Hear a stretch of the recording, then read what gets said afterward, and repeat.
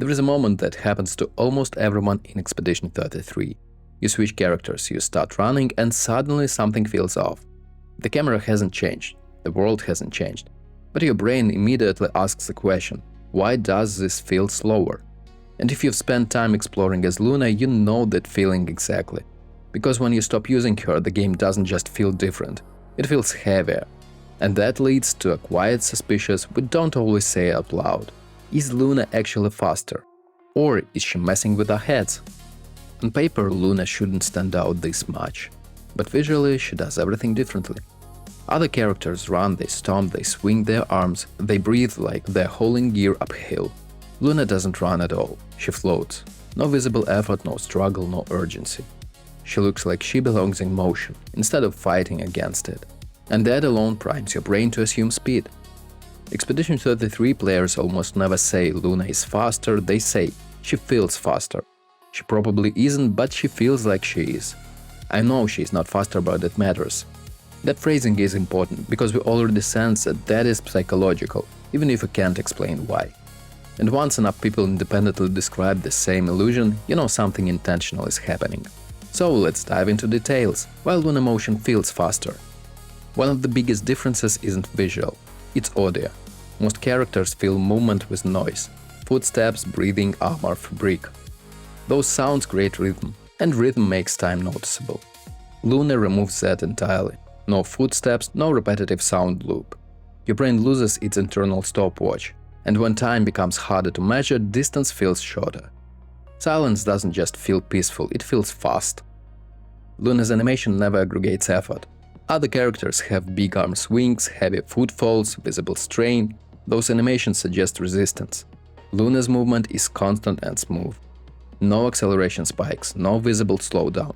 She looks like she is already at top speed. Your brain fills in the rest and assumes momentum. And to that her weightless presentation. No ground impact, no bounce, and suddenly she feels like she is gliding through space instead of across it.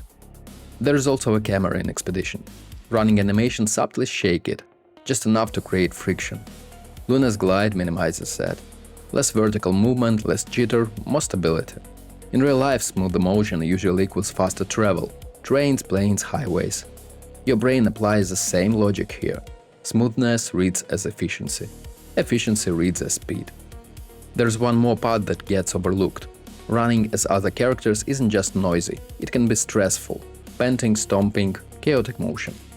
Luna removes all of that. Players repeatedly mention how peaceful exploration becomes, how the music stands out, how the world feels quieter. And here's a psychological trick.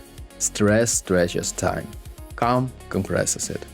So even if Luna covers the same distance in the same amount of time, it feels shorter. There is the myth that Luna handles terrain better. Whether that is mechanically true or just perception, it reinforces the illusion. Nothing kills the feeling of speed like friction. If a character looks like they're catching on terrain, even slightly, your brain registers resistance. Luna looks like she ignores it, and ignoring resistance feels like speed. And here's the uncomfortable part.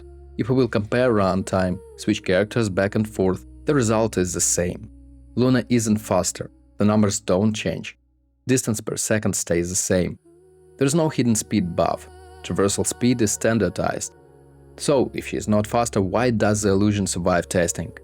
Not everyone loves Luna in Expedition. Some players even say she feels slower, disconnected, too smooth. Without footsteps or impact, their brains lose reference points.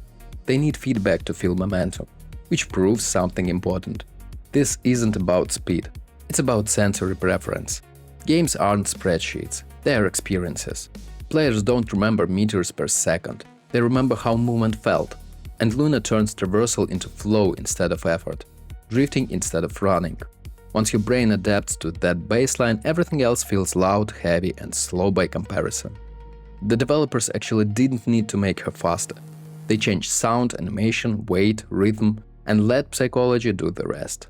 No UI changes, no buffs, no explicit explanation, just feel. So, is Luna actually faster in Expedition 33? No.